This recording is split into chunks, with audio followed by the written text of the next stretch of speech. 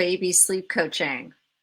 I'm so happy that you are here. I am so happy you're making sleep priority for yourself, for your children, for your whole entire family unit. Um, I love to do hot seat coaching, and I have received a ton of questions, which I just love it. I love it when you guys send me the stories, the struggles, because I love to reflect on real life situations that you guys are living with, because it's really hard to be a mom and be the mom you want to be when you're sleep deprived and overwhelmed, and when you're utterly confused because you do not understand why your child is not sleeping well. So I am going to read one of these real live scenarios, and then I'm going to offer some insight and perspective on what's happening and what to do about it. And I am sure when I read this, those of you that are listening, you will probably be like, oh yeah, that's happened to me before. Because you know what, you guys, if you're a mom and you have a child, inevitably, no matter how hard you try to do things perfectly, things happen. And this woman's story is so common to all of us. Okay, so this is what she says. She says, okay, help, toddler sleep advice needed for my 21-month-old daughter, who has never slept through the night for longer than 2 weeks at a time. I think we are doing good.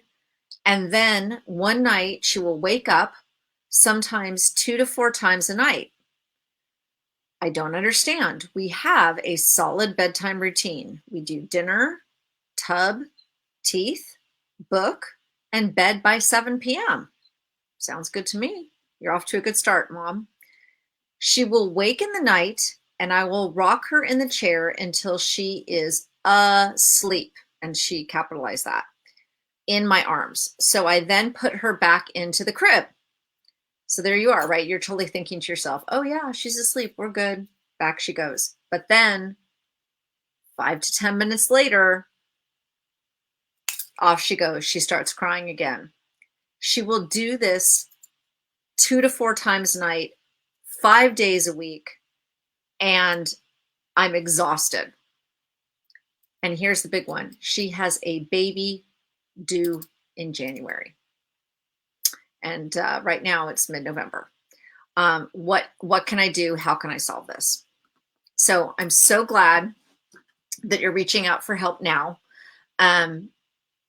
before the big transition to the newborn coming into your life, because that's going to be a really big change for your child.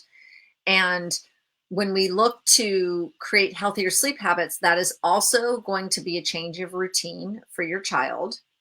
And so it's better to do the change of routine now before the newborn comes, and there's going to be another big dramatic shift in the family dynamics. And definitely, inevitably, there's changes of routine to the toddler, simply because with a newborn, life is very unpredictable. And you don't know what kind of newborn you're going to have, and what's going on with your nursing relationship, if you're able to establish that. And there's going to just be lots of things. Those first 6 to 8 weeks are always a bit confusing for a new family. So let's talk about getting things looking the way you want between now and the time the baby comes. Okay, so we are dealing with a 21-month-old child. So let's first talk about age and stage and what's appropriate. So at 21 months, we're not quite in the 2-year-old range. Okay.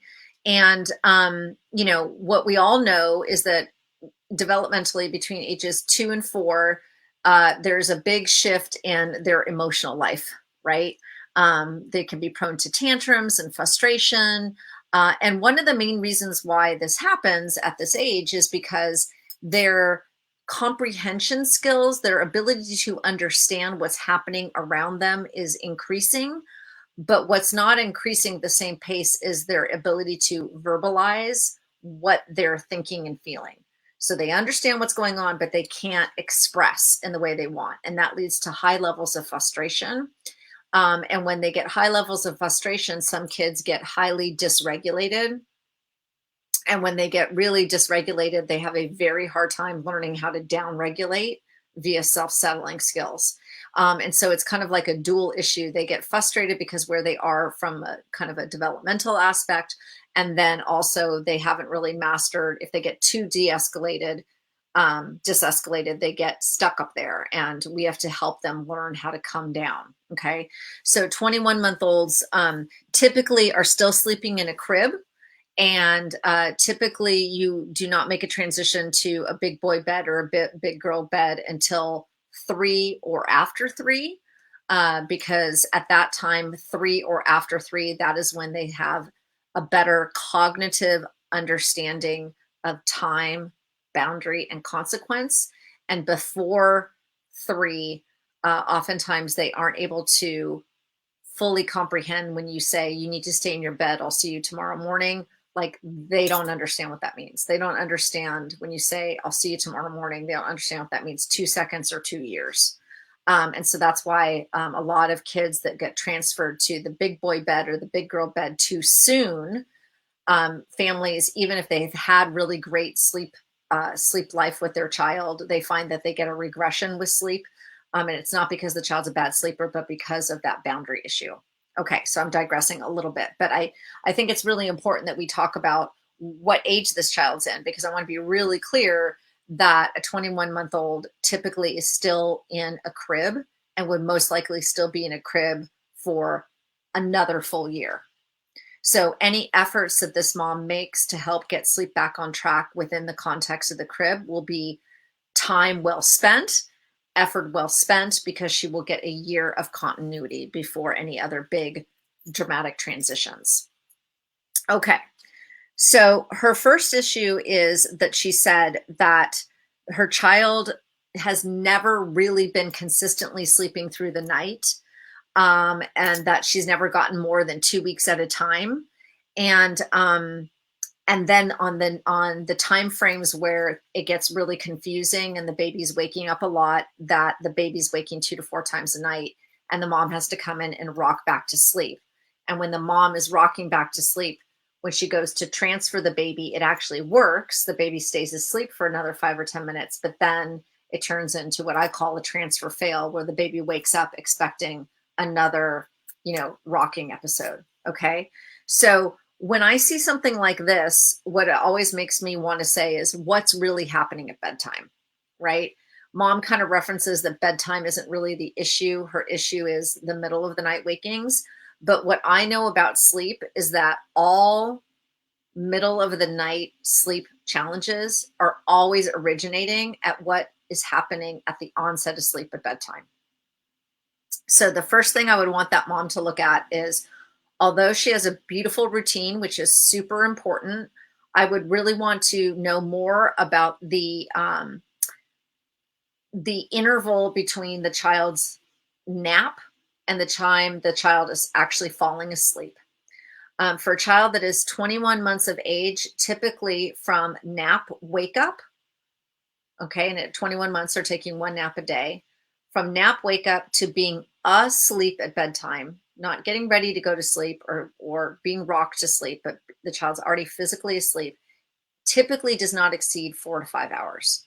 So although a 7 p.m. bedtime looks age appropriate, I would want to know more about how that child is napping. A child at 21 months of age typically is taking 1 nap a day, and the nap can be as short as about an hour and a half or as long as 3 hours. And then that interval between nap wake up to being asleep does not exceed 4 to 5 hours.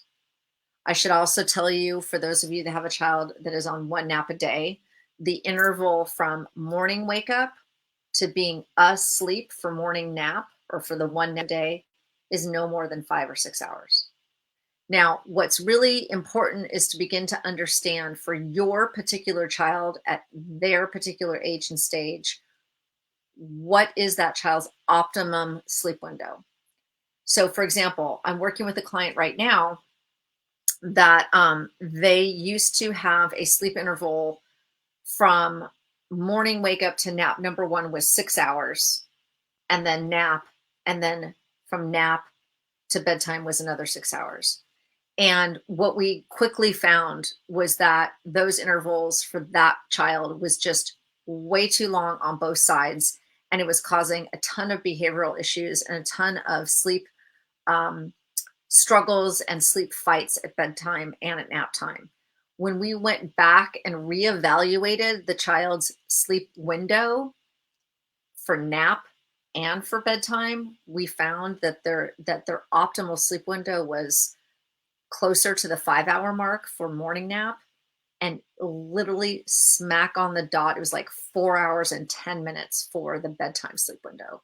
So they had been off on that sleep window almost, at least at bedtime, almost a full 2 hours.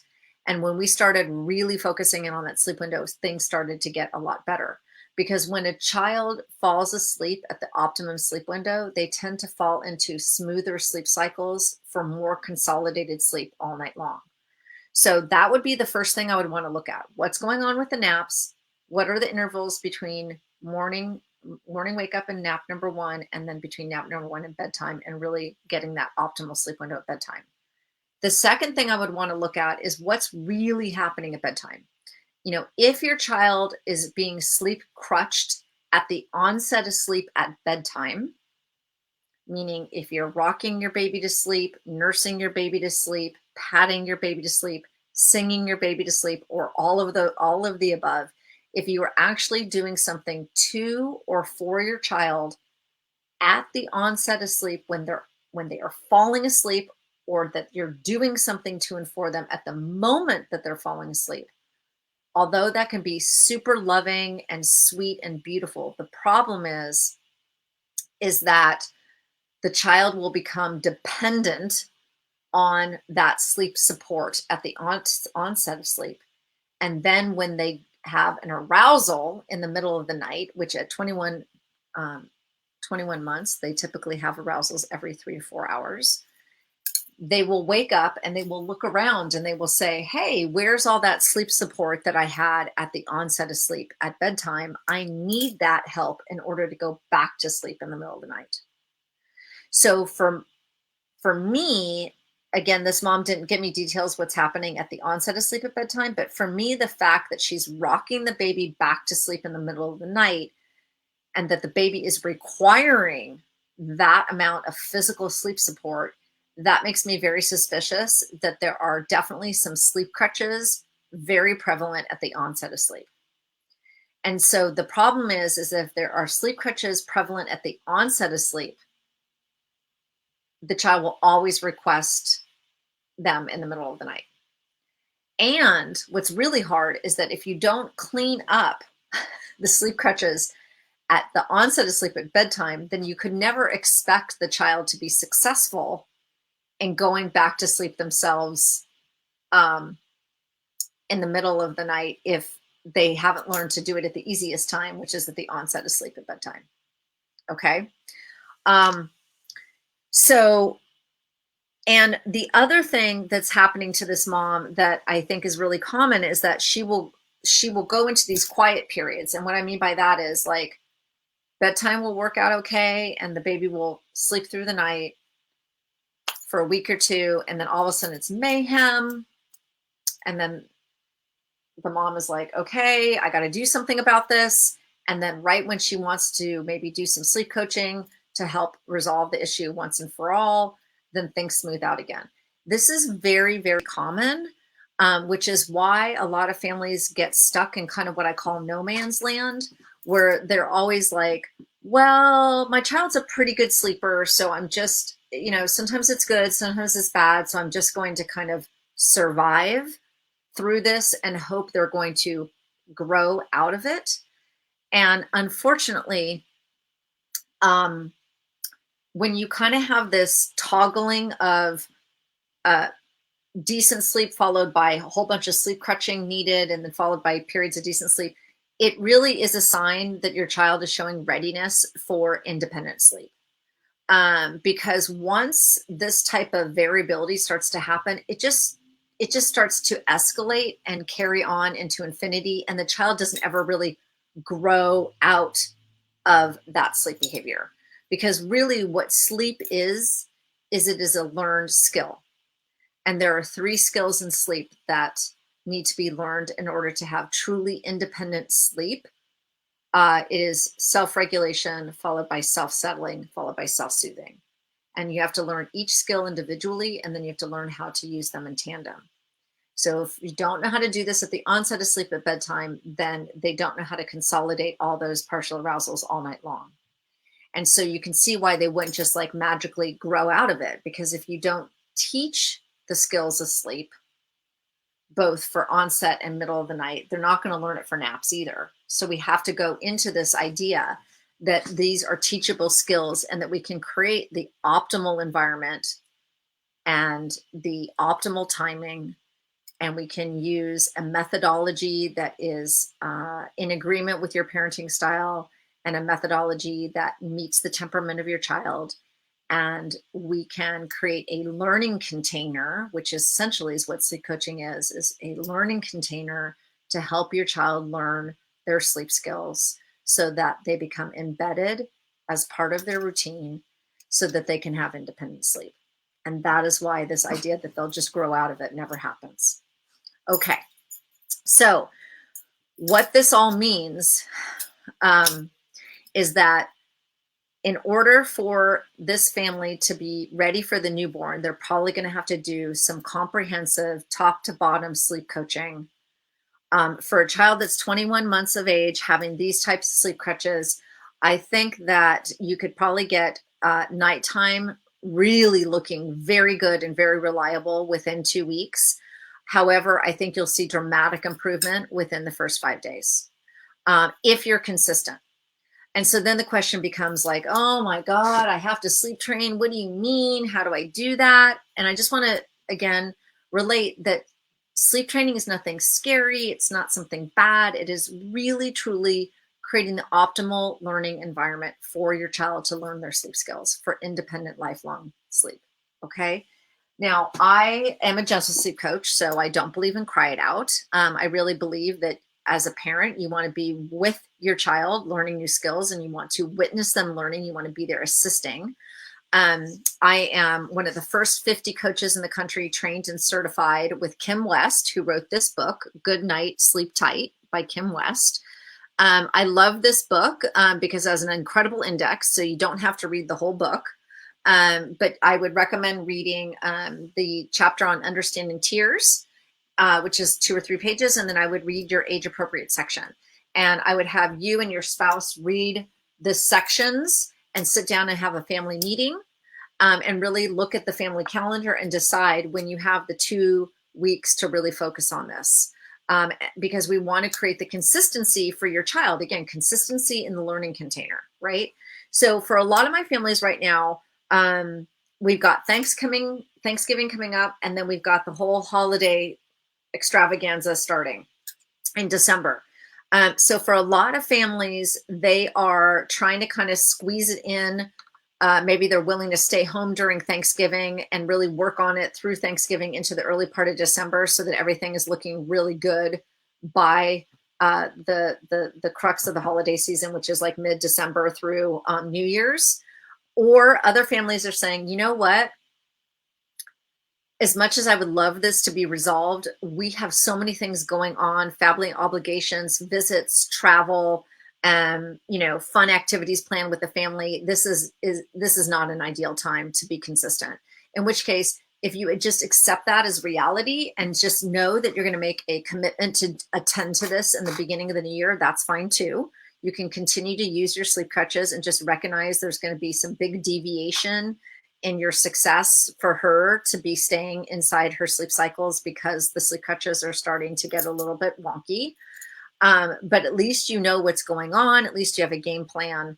And you didn't tell me when your baby is going to be due, but maybe it'll be due in late January. So you could get on this at the very, very beginning of January. And within 2 weeks, you could have a very different family situation with a much more reliable sleep, 21-month-old baby girl sleeper in her own crib. Now, for those of you that are like, I know I need to do some sleep coaching, but I've got a lot of questions. I don't really trust myself, or me and my husband don't really know what to do, so we'll probably sabotage. That's often where getting a sleep coach comes in. And obviously that's why families work with me. You know, I've been doing this for over 10 years. So I've worked with thousands and thousands of families over the year. And my expertise is really building a customized response based on your child's age and stage and temperament and your family values and your work schedules and everything that's going to make it easy for you to implement and succeed in helping your child learn the independent sleep skills and to minimize tears and frustration. So it's actually a great learning experience for everybody. Um, that's where my expertise is. And right now, when I'm having families contact me, I'm being very clear about what their holiday is really looking like.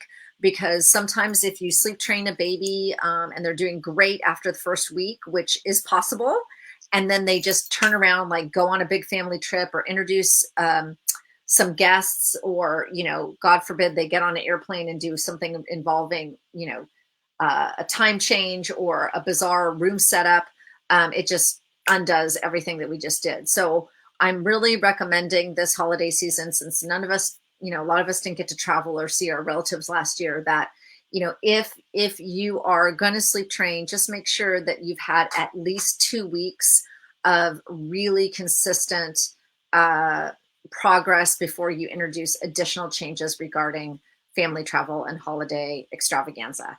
So that would be my recommendation for you, to hold your hard work safely so that your child continues to enjoy beautiful, blissful sleep. So again, thank you so much for writing in your questions. I've still got many here. I welcome more. So send them my way and we will explore all these issues together.